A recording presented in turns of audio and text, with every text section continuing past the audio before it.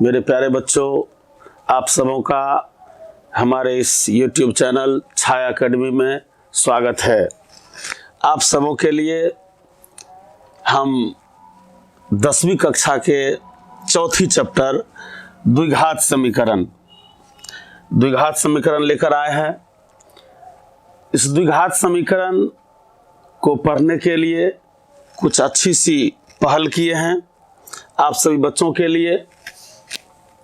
द्विघात समीकरण का मतलब होता है जिसका घात अधिकतम 2 हो, जिसका घात अधिकतम 2 हो तो उसे क्या कहते हैं? द्विघात समीकरण। द्विघात समीकरण की शुरुआत हम करने जा रहे हैं।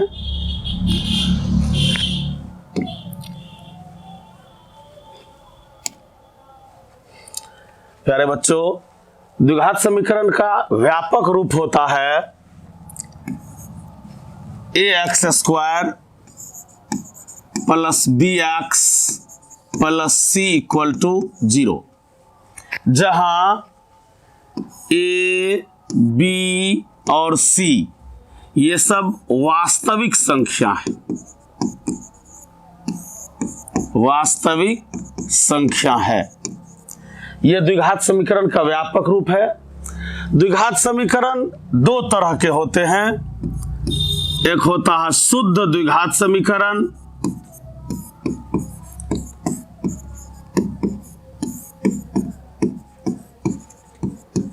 एवं दूसरा होता है मिश्रित द्विघात समीकरण। मिश्रित द्विघात समीकरण। अब सबसे पहले समझना है शुद्ध द्विघात समीकरण क्या है। शुद्ध द्विघात समीकरण द्विघात समीकरण का एक प्रकार है। इस शुद्ध द्विघात समीकरण का व्यापक रूप होता है ax² plus c equal to 0। मतलब जिस द्विघात समीकरण में बीच वाला पद x गायब रहता है, पहला पद और तीसरा पद उपस्थित रहता है, तो इसे हम कहते हैं शुद्ध द्विघात समीकरण। इस पर कुछ उदाहरण लें।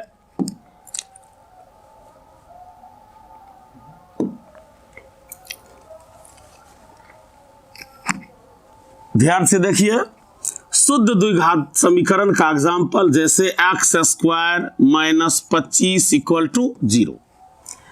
तो इस समीकरण में देखा जाए बीच वाला जो घर bx का था वो गायब है, तो bx वाले घर में x गायब है, इसका मतलब b का गुणांक 0 हुआ होगा, इसीलिए वह घर इससे गायब है।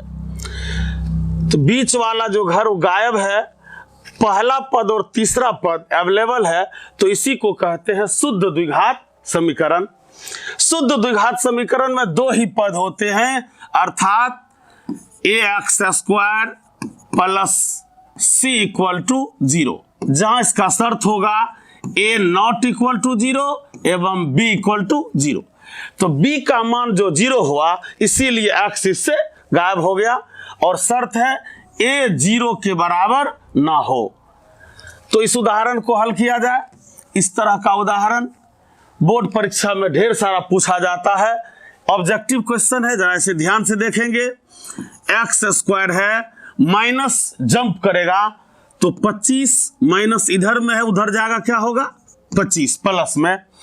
अब रही बात, आप सब जानते होंगे स्क्वायर जब जंप करता है तो रूट लाता है, और रूट जब जंप करता है तो स्क्वायर लाता है। तो x का स्क्वायर जो जंप करेगा तो रूट लाएगा। और यहाँ एक विशेष बात ध्यान देने वाली है कि द्विघात समीकरण में जब स्क्वायर जंप करके रूट लाता है तो रूट के पीछे प्लस माइनस का चिन्ह दिया जाता है, क्योंकि द्विघात समीकरण के 2 शून्यक होते हैं, अल्फा और बीटा। शून्यक का ही दूसरा नाम मूल होता है। एग्जाम में प्रायः मूल के जगह शून्यक ही पूछा जाता है। तो इसमें स्क्वायर जब जंप किया तो प्लस माइनस का चिन्ह लाएगा। ये चिन्ह इसलिए आता है कि एक घर अल्फा का होता है तो दूसरा घर बीटा का होता है। तो अब यहाँ x बराबर प्लस माइनस रूट 25 है, तो 25 का वर्गमूल या उसको तोड़ दें, 25 किसका वर्ग है? 5 का। तो अब यहाँ रूट में जोड़ा में से घर निकलता है, तो यहाँ जोड़ा किसका लगा हुआ है? 5 का। तो 5 का जोड़ा लगा तो एक जोड़ा खींच लिए इसमें, तो x बराबर आया प्लस माइनस 5, अर्थात एक घर अल्फा का और एक घर बीटा का। ये शुद्ध द्विघात समीकरण का एग्जाम्पल हमने दिया। इसका ढेर सारा एग्जाम्पल होगा। X square minus 16 equal to 0, x square minus 36 equal to 0, 2x square minus 50 equal to 0, x square minus 81 equal to 0। इन तमाम उदाहरण में देखने को मिलता है बीच वाला घर गायब है, पहला और तीसरा घर अवेलेबल है। तो इसको हल करने के लिए बहुत ज्यादा समस्या नहीं है। माइनस को बराबर के उस बगल करेंगे, प्लस होगा, स्क्वायर जंप करेगा, रूट आएगा, रूट जो ही आएगा तो उसके पीछे प्लस माइनस लगता है। इसका कारण है कि द्विघात समीकरण के दो शून्यक होते हैं, अल्फा और बीटा। तो एक घर अल्फा के लिए होगा तो दूसरा घर बीटा के लिए होगा। तो प्यारे बच्चों, हम आशा करते हैं शुद्ध द्विघात समीकरण को आप सब निश्चित रूप से सीख लिए होंगे। इस टाइप का क्वेश्चन ऑब्जेक्टिव में पूछा जाता है, ध्यान से इसको देखिए। इनमें जितना भी सवाल हमने उदाहरण में दिया है, सारा ये इंपॉर्टेंट क्वेश्चन है हल करने के लिए। तो आप इसको हल करेंगे और कमेंट में इसका आंसर देंगे। फिर हम ले चलते आपको शुद्ध द्विघात समीकरण के बाद मिश्रित द्विघात समीकरण पर। यह द्विघात समीकरण का पहला प्रकार था शुद्ध द्विघात समीकरण। अब द्विघात समीकरण का दूसरा प्रकार होगा मिश्रित द्विघात समीकरण। तो मिश्रित द्विघात समीकरण द्विघात समीकरण का ही प्रकार है। यह पहला प्रकार है, इसको कहते हैं शुद्ध द्विघात समीकरण। और इसके बाद हम ले चलते हैं आपको शुद्ध द्विघात समीकरण के बाद मिश्रित द्विघात समीकरण पर।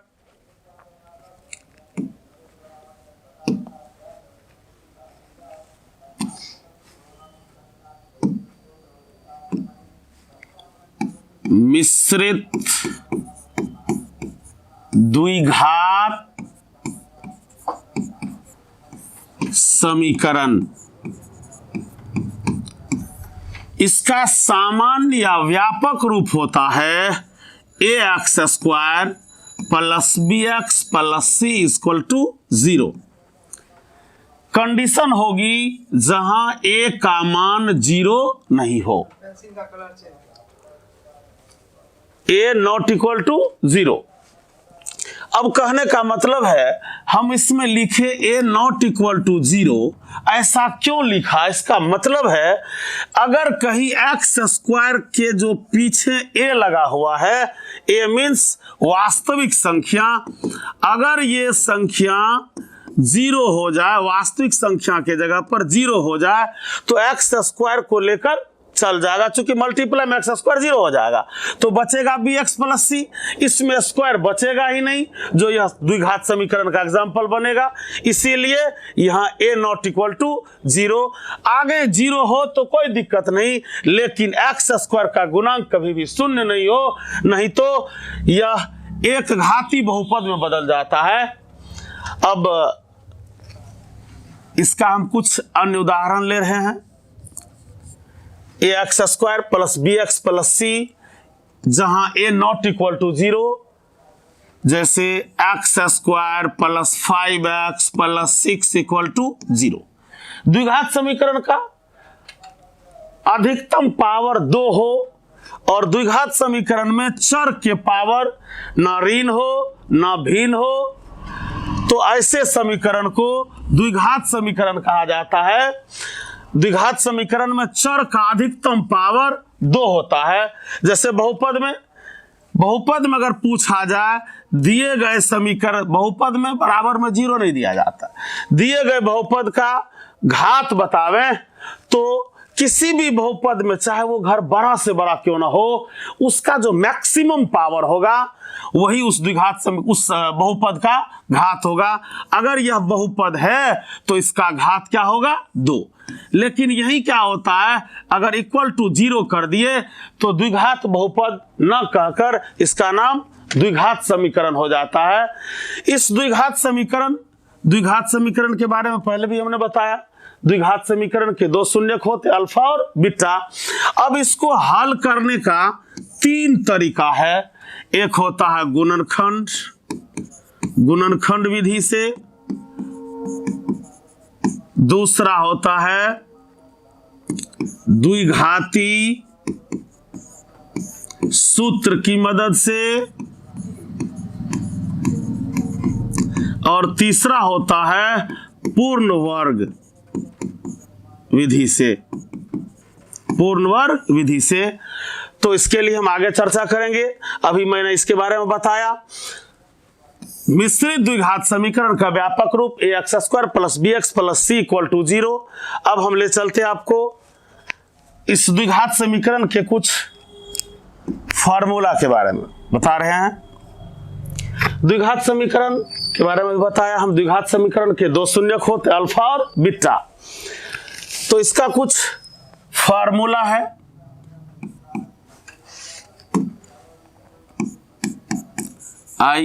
IMPORTANT important formula for quadratic equation. ध्यान देंगे, द्विघात समीकरण के 2 शून्यक अल्फा और बीटा।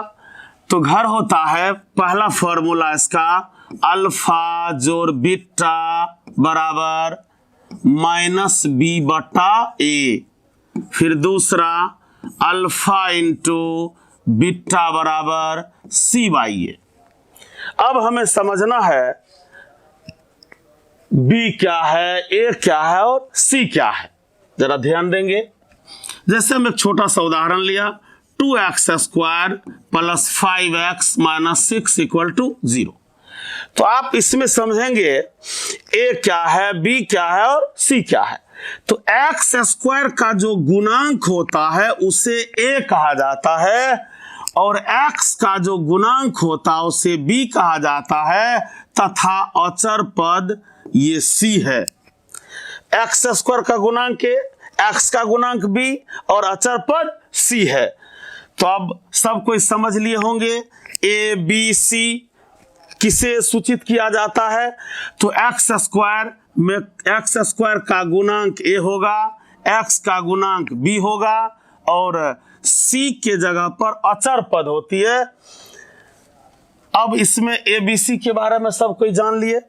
अब हम इसी को अगर कहें तो यहां जो लिखा गया है अल्फा जोड़ बीटा, तो इसी को लिख सकते हैं मूलों का योग। मूलों का योग मतलब अल्फा और बीटा का योग। यही सूत्र यहां लिखे, अल्फा जोड़ बीटा, तो सूत्र है -b/a। अब अगर इसी समीकरण का, दिए गए द्विघात समीकरण का मूलों का योग मांग दे, तो अल्फा जोड़ बीटा, अल्फा एक पहला मूल है और बीटा दूसरा मूल है, तो अल्फा जोड़ बीटा मांग दे तो इस फॉर्मूला के मदद से आप अल्फा जोड़ बीटा का मान निकाल सकते हैं। इस उदाहरण के द्वारा इस पर मान रख रहे हैं। अब हमें यहां फॉर्मूला का माइनस दिया गया है। अब b चुनना है, तो b किसका गुणांक है, x का। तो x में गुना क्या है 5, कौन सा चिन्ह है, प्लस। तो अब यहां देखिए b का चिन्ह +5 है और a के जगह पर वैल्यू क्या है 2। तो अल्फा जोड़ बीटा का मान प्लस गुना -5/2 आया, जो इसका आंसर होगा। इस उदाहरण का मूलों का योग निकाले तो -5/2 आया। अब यही अगर मांग दे इस मूलों का गुणनफल क्या होगा, इस उदाहरण का मूलों का गुणनफल, तो अल्फा इंटू बीटा, इस अल्फा इंटू बीटा का फॉर्मूला है c/a। अब इसमें से चुनना है c का वैल्यू क्या है। तो c का वैल्यू है 6, लेकिन इसके पीछे क्या लगा हुआ है, माइनस। तो -6 और a का वैल्यू उसमें भी दिया है, a का वैल्यू 2 है, 2 3 जा 6, बच गया -3। तो इस तरह से दिए गए एग्जाम्पल में हम इसका मूलों का योग निकाला -5/2 और मूलों का गुणनफल निकाला -3। तो हम आशा करते हैं सभी बच्चे मूलों का योग और मूलों का गुणनफल निकालने के लिए निश्चित रूप से सीख गए होंगे। तो इसमें खासकर ध्यान देना है, किसी भी द्विघात समीकरण में सबसे पहले a पहचाने, b पहचाने, c पहचाने।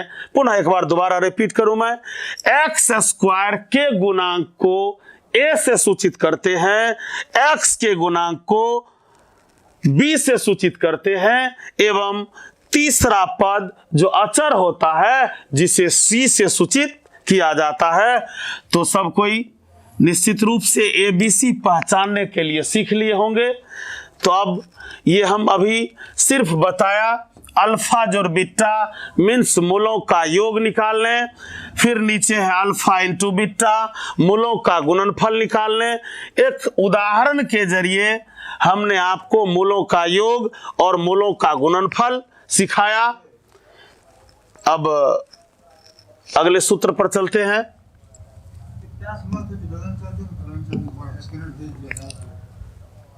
द्विघात समीकरण में एक पद और आता है,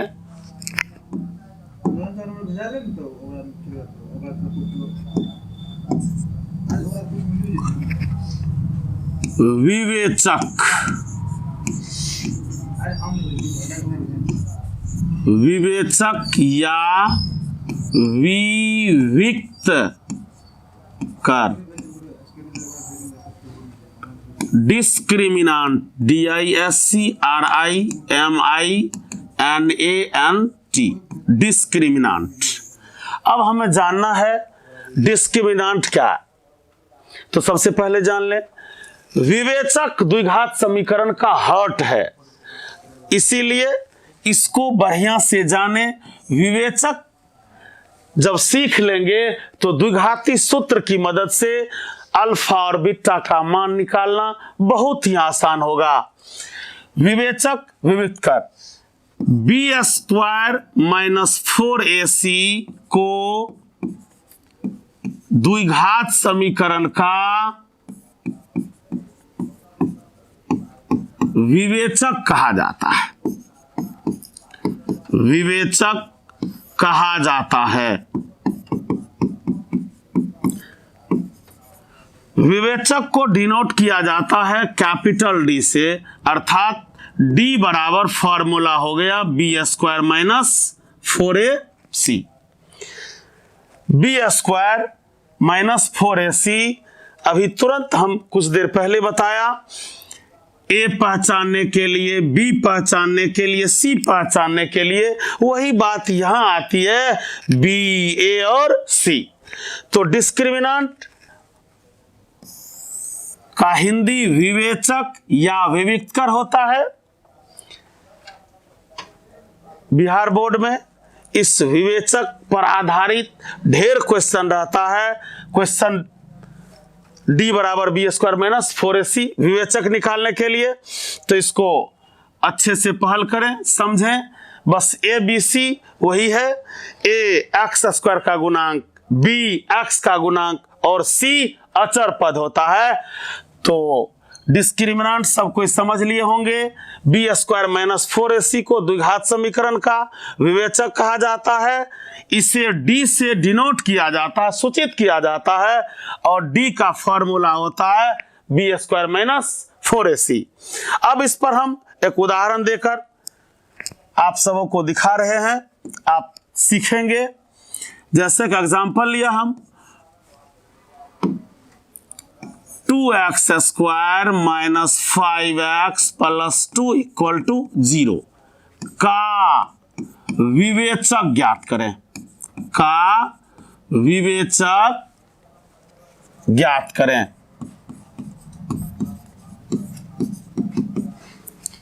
अब सबसे पहले इसमें हम ए बी सी चुने। अभी हमने बताया था एक्स स्क्वायर का गुणांक ए होता है, एक्स का गुणांक बी होता है और सी अचर पद है। तो इस उदाहरण में ए बराबर 2, बी बराबर -5, सी बराबर 2। द्विघात समीकरण के जिस गुणांक में माइनस होगा तो माइनस लिखेंगे, प्लस है तो प्लस लिख भी सकते हैं, नहीं भी लिख सकते हैं, चूंकि प्लस बाय डिफॉल्ट होता है। अब ए बराबर जान लिया, बी बराबर, सी बराबर। अब हम डी बराबर सूत्र डाल रहे हैं। डी बराबर सूत्र होता है बी स्क्वायर -4ac। अब इसमें से चुनकर ए के जगह पर ए, बी के जगह पर बी एवं सी के जगह पर सी डालें। तो b का मान -5 है, -5 का स्क्वायर हो गया, -4, a का मान 2, a का मान 2 और c का मान भी 2 है। अब गुना करें, -5 का स्क्वायर माइनस का वर्ग क्या होगा, प्लस। अब 5 25, 4 दूना 8 दूना 16, 25 में से 16 गया 9। अर्थात दिए गए एग्जाम्पल का जब हमने विवेचक निकाला तो विवेचक का वैल्यू आया 9। तो इस प्रकार से प्यारे बच्चों आप सब कोई किसी भी द्विघात समीकरण का विवेचक निकाल सकते हैं। विवेचक हो तो विवेचक निकालने के लिए सबसे पहले हम ए बी सी अच्छी तरह से पहचानने के लिए सीखेंगे। पीछे भी हमने चर्चा किया, अभी तुरंत चर्चा किया, फिर से एक बार सुना जाए। एक्स स्क्वायर के गुणांक को ए कहते हैं, एक्स के गुणांक को बी कहते हैं और सी अचर पद होता है। तो ए बी सी जब पहचान जाएंगे तो विवेचक निकालने में कोई तकलीफ नहीं होगी। फिर अब डी समझ लिए, अल्फा इंटू बीटा समझ लिए, अल्फा जोड़ बीटा समझ लिए। अब हम आपको ले चलते हैं आगे। अब कुछ इसमें फॉर्मूला है शर्त वाला। तो द्विघात समीकरण में शर्त है, जिसको कंडीशन कहेंगे इंग्लिश में। शर्त का पालन करेगा तब ही द्विघात समीकरण का मूल निकलेगा।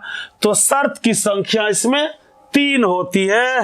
पहला शर्त है d इज ग्रेटर देन 0, दूसरा है d इक्वल टू 0, तीसरा है d इज लेस देन 0। ध्यान से समझेंगे, d इज ग्रेटर देन 0 यानी d का मान जब 0 से बड़ा हो जाए तो उस द्विघात समीकरण का मूल वास्तविक एवं असमान होगा। अगर d का मान 0 के बराबर हो जाए तो उस द्विघात समीकरण का मान, उस द्विघात समीकरण का मूल वास्तविक एवं समान होगा। और यदि d का मान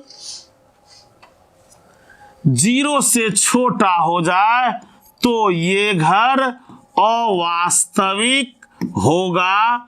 यानी 0 से छोटा होने का मतलब d का मान माइनस में हो जाए तो उक्त समीकरण का मूल अवास्तविक होगा। मीन्स उस समीकरण को वही छोड़ देंगे, उसका मूल नहीं निकलेगा। तो मूल के ही शर्त निकालिए। पहला है d का मान 0 से बड़ा हो और दूसरा है d का मान जब 0 के बराबर हो। द्विघात समीकरण d जैसे एक थर्मामीटर है, समीकरण को रोकती है कि आपका पर कितना है, मतलब आप वास्तविक हैं, असमान है या वास्तविक या समान है। मतलब जब डी का मान से बड़ा होगा तो यही आएगा। इस समीकरण का मूल अल्फा और बीटा है, उसका आंसर कैसा होगा, क्या होगा, उसका आंसर कैसा होगा। अगर इस शर्त का पालन किया तो उस समीकरण में अल्फा का मान वास्तविक और असमान, वास्तविक तो होगी, समान का मान अल्फा का मान अलग और बीटा का मान अलग, दोनों भिन्न होगी। ये शर्त डी ग्रेटर 0 का है। यदि यही डी इक्वल टू 0 को पालन करे तो यहां लिखा हुआ है वास्तविक एवं समान, मतलब दोनों मूल यानी अल्फा का जो मान होगा वही मान बीटा का भी होगा।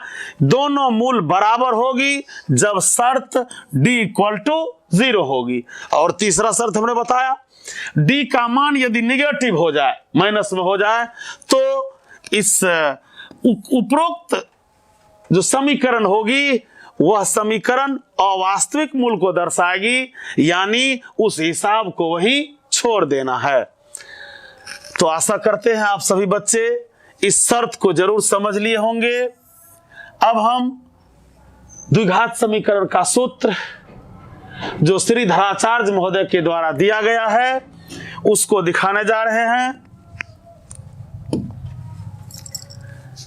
वैसे सिंपली सबसे पहले हमने चर्चा किया था द्विघात समीकरण का सामान्य रूप ax² plus bx plus c equal to 0 होता है।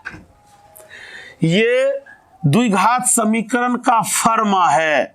इसमें a b c का मान रखेंगे, अलग अलग मान रखेंगे तो अलग अलग रूप उसका होगा, तो इसीलिए इसको कहा जाता द्विघात समीकरण का व्यापक रूप। इस सूत्र से अल्फा और बीटा का मान हमारे इस देश के एक महान गणितज्ञ श्रीधराचार्य महोदय सूत्र प्रतिपादित किया, ax² plus bx plus c equal to 0 से अल्फा का मान कैसा होगा, अल्फा का मान क्या होगा और बीटा का मान क्या होगा। तो अल्फा बीटा जब एक में है, अगर ये x पर हिसाब है तो x बराबर सूत्र उन्होंने बनाया -b प्लस माइनस √d/2a। अब ये सूत्र इस व्यापक रूप से कैसे बना है इसी की चर्चा हम करने जा रहे हैं। प्यारे बच्चों ध्यान से समझेंगे।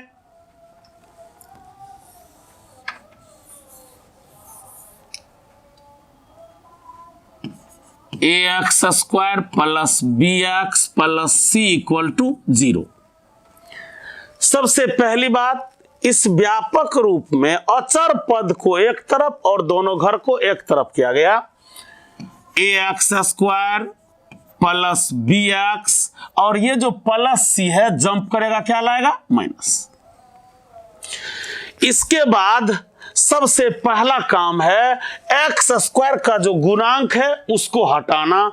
तो x² का गुणांक क्या है, a। तो a को हटाने के लिए दोनों पक्ष में a से भाग देना पड़ेगा। तो यहां लिख रहे हैं दोनों पक्षों में a से भाग देने पर। तो a से भाग देने पर, तो जब भी भाग करें समीकरण में तो दोनों पक्ष में गुणा करें, दोनों पक्ष में भाग जोड़ करें, दोनों पक्ष में घटाएं, दोनों पक्ष में, यानी समीकरण के दोनों ओर समान संख्या जोड़ सकते हैं, समान संख्या घटा सकते हैं, समान संख्या भाग कर सकते हैं, समान संख्या गुना कर सकते हैं। तो सबसे पहले हमने x² के गुणांक a को हटाने के लिए दोनों पक्ष में किससे भाग दिया, a से। तो ax² बटे a जोड़ bx बटे a बराबर -c/a। अब ये a खत्म, तो बच गया x² प्लस bx बटे a बराबर -c/a। दूसरे पंक्ति के बाद हमने लिखा दोनों पक्षों में a से भाग देने पर, भाग देने के बाद यहां ये प्राप्त हुआ। अब इसमें एक पद लिखना पड़ता, अब दोनों पक्षों में b/2a का होल स्क्वायर जोड़ने पर। अब आप क्वेश्चन करोगे दोनों पक्षों में b/2a स्क्वायर क्यों जोड़ा, कुछ और भी जोड़ सकते थे। तो प्यारे बच्चों b/2a का होल स्क्वायर इसलिए इसमें जोड़ने जा रहे हैं ताकि यह या तो a + b के होल स्क्वायर पर आ जाए या नहीं तो a - b के होल स्क्वायर पर आ जाए। तो आप देखेंगे x² plus bx/a plus b/2a का होल स्क्वायर। ये LHS में जोड़ा, पुनः उसमें जोड़ेंगे तो RHS में पहले से दिया हुआ c/a, इसमें भी जोड़ना है b/2a का होल स्क्वायर। अब देखें आगे,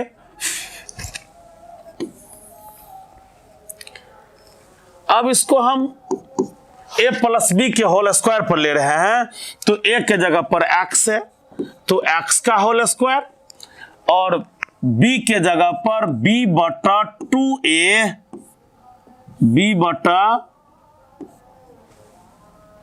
प्लस b/2a का होल स्क्वायर।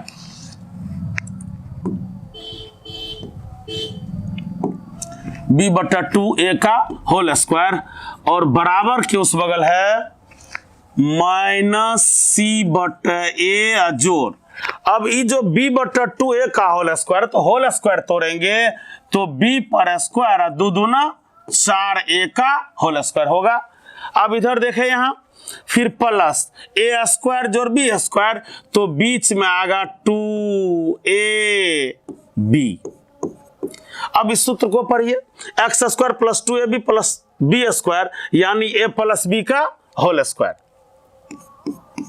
a के जगह पर x है और b के जगग पर b/2a। ये सूत्र बन गया a + b का होल स्क्वायर। अब इधर a और 4a² का एलसीएम लेंगे तो 4a² होगा।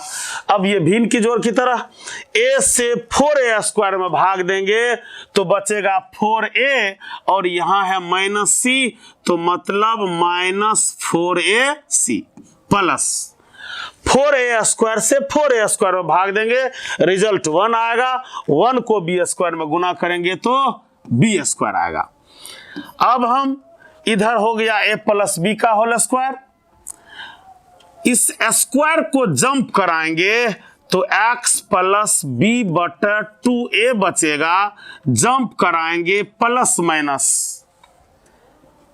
माइनस √अंडर -4ac, इस घर को सीधा कर लें, b² - 4ac बटा 4a²। अब ध्यान देना है,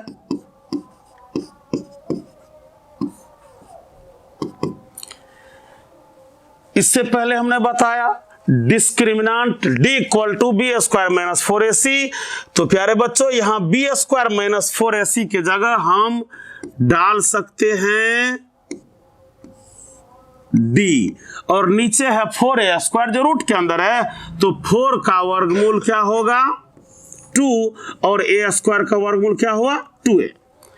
अब सिर्फ कुछ करना नहीं है, ये प्लस वाले घर को जंप कराएंगे, प्लस माइनस √d/2a, प्लस जाएगा तो माइनस b/2a। फिर इसका एलसीएम लेंगे तो 2a एलसीएम होगा और यहां होगा √d minus b/2a, √d minus b √d, चूंकि हर समान है तो अंश को जस का तस लिख देंगे -b। अब यहां ये आ गया, तो x बराबर सूत्र बन गया माइनस बी पहले आएगा plus minus root D by 2a। ये सूत्र हो गया x बराबर minus b plus minus root D by 2a। इस द्विघात समीकरण के व्यापक रूप को अपने देश के एक महान गणितज्ञ श्री धराचार्य महोदय द्वारा तोड़कर इस समीकरण का इस सूत्र का प्रतिपादन किया गया, x बराबर minus b plus minus root D by 2a। तो आशा करते हैं प्यारे बच्चों इस समीकरण को ड्राइव करने सब सीख लिए होंगे। सबसे पहले हमने इस समीकरण का व्यापक रूप लिखा, फिर एक घर को पक्षांतर किया, प्लस को जंप कराया तो माइनस आया। पुनः एक्स स्क्वायर के ए को हटाने के लिए हमने दोनों पक्षों में ए से भाग दिया, तो ए से भाग दिया तो ये x square plus b x बटे ए आया बराबर में माइनस सी बटे ए। इसके बाद दोनों पक्षों में हमने बी बटे 2a का होल स्क्वायर जोड़ा ताकि दिए गए पद ए प्लस बी के होल स्क्वायर पर आधा ए प्लस बी के होल स्क्वायर पर सेट हो जाए। यहां हमने को किया एक्स यानी ए स्क्वायर बी बटा 2a स्क्वायर, ये हो गया और ये हो गया बी, बीच में हो गया 2a, ये सूत्र हो गया प्लस बी का होल स्क्वायर। इधर एलसीएम हमने लिखा एलसीएम 4s और ये भिन्न के जो की तरह हमने माइनस प्लस बी इस को पहले लाया को बाद में दिया और इधर जो जंप किया तो रूट लाया के अंदर हम देख बी एस माइनस 4ac है, तो पीछे हमने माइनस 4ac का सूचक था डी, डिस्क्रिमिनेंट होता b square 4ac, b square minus c के जगह पर हमने दिया डाल दिया, में जो 4 है वो भी रूट है, वर्गमूल और ए वर्गमूल ए। अब हम क्या, चूंकि निकालना है तो बी को जंप कर माइनस बी बटे हुआ, जब एलसीएम हर समान है तो अंश को 10 का लिख दिया। इसके बाद इस माइनस को पहले लिखा, फिर ये जो प्लस माइनस है इसको यहां लिखा रूट डी या बटे 2a। ये x का सूत्र बनके x बराबर minus b plus minus root D by 2a होता है, ये फॉर्मूला बन गया।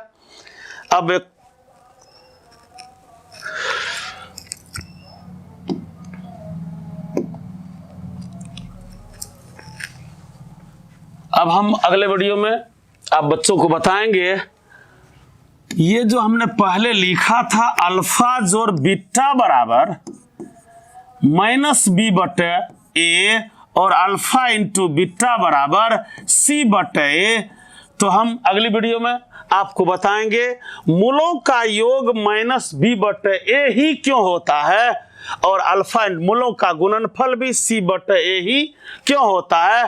तो कल के वीडियो में हम आप सबको बताएंगे मूलों का योग माइनस बी बटे ए क्यों होता है और मूलों का गुणनफल सी बटे ए क्यों होता है। मेरे प्यारे बच्चों, आशा करते हैं आपको ये वीडियो अच्छी लगी होगी, तो कमेंट में कमेंट करें एवं मेरे इस YouTube चैनल को सब्सक्राइब करें। धन्यवाद, मिलते हैं अगली वीडियो में।